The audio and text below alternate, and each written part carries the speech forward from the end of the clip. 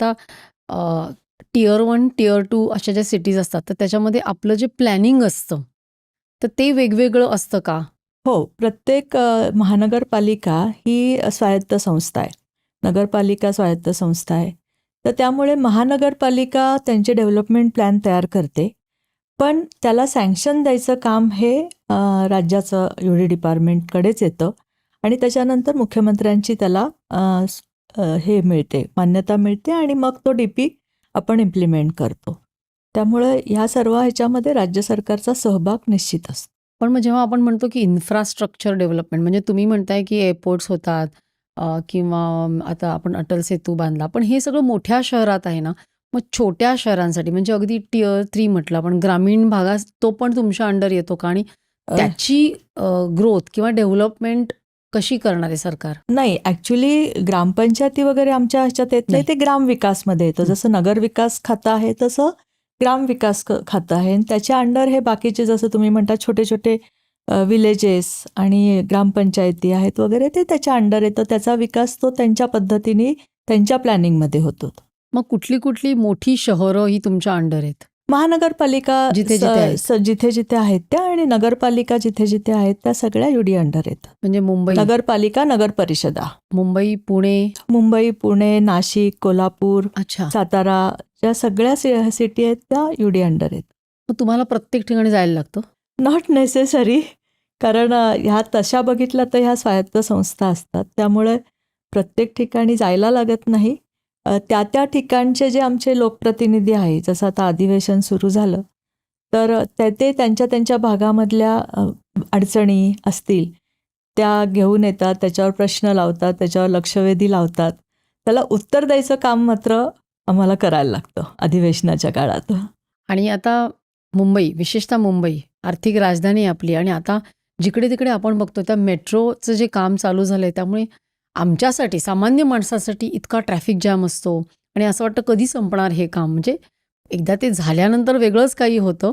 तर अशा वेळेला हे जे वाहतुकीचे जे खोळंबे होतात, तर अशा वेळेला काही तुमचे असे काही प्लॅनिंग असतं का, की काम सुरू होण्याआधी? म्हणजे आम्ही म्हणतो ना, रस्ते खोदतात परत भरतात, तर अशा वेळेला प्लॅनिंग काय असतं?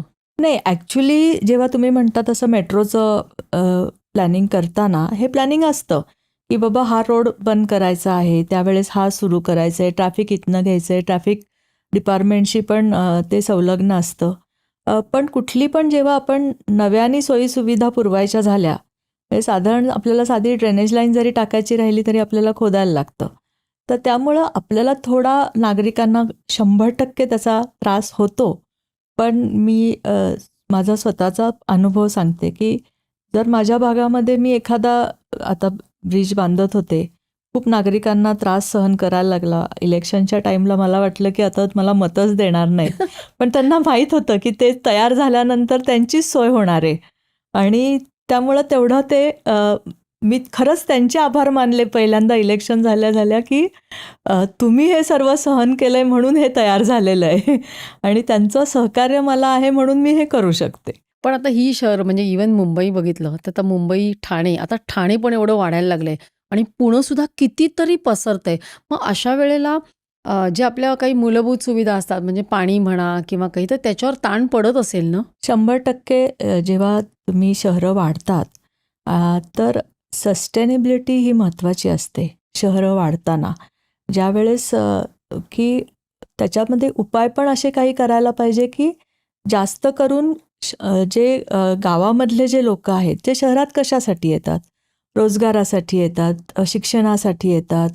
तर ह्या सगळ्या गोष्टी जर त्यांना त्यांच्या गावात उपलब्ध झाल्या तर ते शहराचा लोढा थोडा कमी होईल, त्यांचा लोंढा येणारा कमी होईल.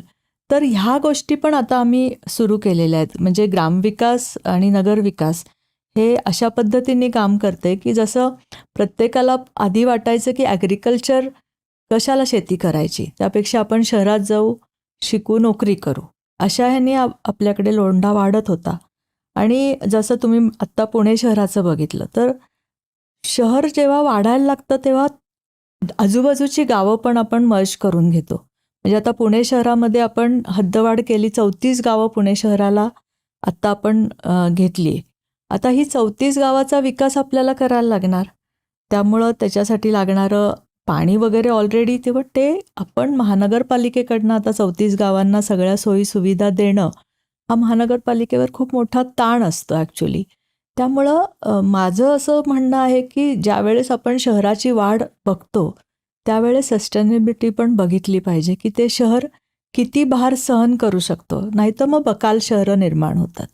आता विकास म्हटला की तुमचं मला एक स्वतःचं असं एक एक काय दृष्टी आहे की मला आता नगर विकास खातं म्हणजे विकास म्हणजे नक्की कुठल्या कुठल्या पैलू त्याच्यामध्ये येतात?